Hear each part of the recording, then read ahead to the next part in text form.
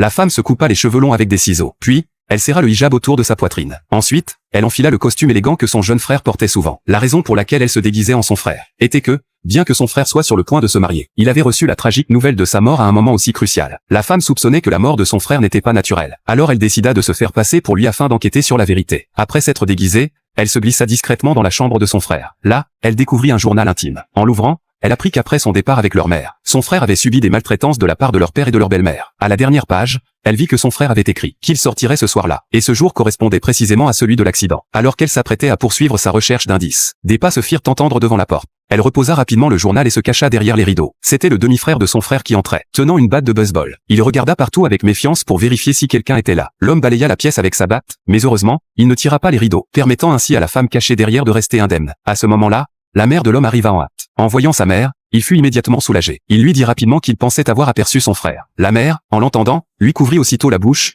l'avertissant de ne pas dire n'importe quoi, car ils avaient vu son frère mourir de leurs propres yeux. Comment pourrait-il encore se trouver à la maison? L'homme, rassuré par les paroles de sa mère, se vanta alors qu'il épouserait la fiancée de son frère dans 3 jours, et prendrait officiellement la direction de l'entreprise. À cet instant, la mère remarqua le journal tomber au sol, et ordonna d'urgence à son fils de le brûler pour éviter tout problème futur. Une fois la mère et le fils partis, la femme sortit immédiatement de derrière les rideaux, et éteignit les flammes du journal. À cet instant, elle comprit enfin que la mort de son frère était liée à la mère et au fils. Il s'avérait que quelques jours auparavant, l'homme avait attiré son frère dans la montagne, où lui et sa mère l'avaient tué ensemble. De retour à la maison, l'homme avait menti à la fiancée en disant que son frère était tombé d'une falaise, et qu'en tant que frère cadet, il devait désormais prendre soin d'elle. La jeune femme, plongée dans le chagrin, accepta le mariage sans trop réfléchir. Ainsi débuta la scène d'ouverture de la vidéo. La sœur, ayant aperçu par hasard la nouvelle de la mort de son frère, avait décidé de se déguiser en lui pour découvrir la vérité. Mais elle entendit malgré elle la mère et le fils discuter du meurtre de son frère. 3 jours plus tard, lors du mariage, le frère accusa publiquement son aîné d'avoir abandonné la mariée. Puis il fit semblant de déclarer qu'il prendrait soin de la jeune femme et reprendrait l'entreprise familiale. À ce moment précis, son téléphone se mit à sonner, mais il ignora l'appel et le rejeta. Cependant, le téléphone sonna de nouveau immédiatement. Lorsqu'il répondit,